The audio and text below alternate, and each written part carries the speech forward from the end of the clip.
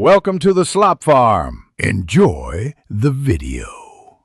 In this video, I will explain how to use Wi-Fi Direct. Wi-Fi Direct is a fantastic technology that enables your devices to communicate directly with each other, bypassing the need for a traditional Wi-Fi router.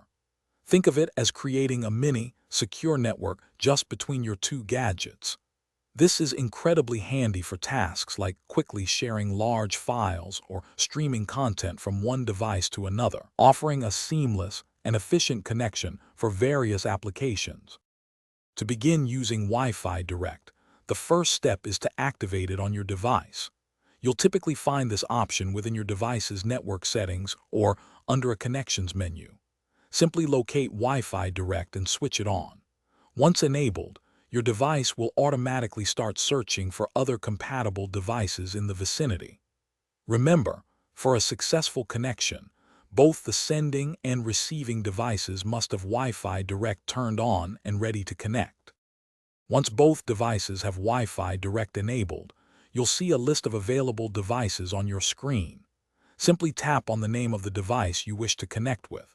This action sends a connection request to that device. On the receiving device, you'll then need to accept this incoming request.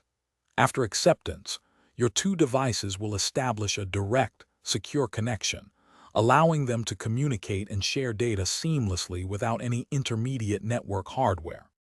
With your devices successfully connected via Wi-Fi Direct, you can now easily share files and media. Simply open the item you want to send, tap the share icon, and select Wi-Fi Direct as your sharing method.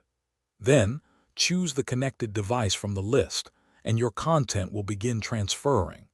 This method is incredibly fast, often achieving speeds of up to 250 megabits per second, making it ideal for large files like videos or high-resolution photos.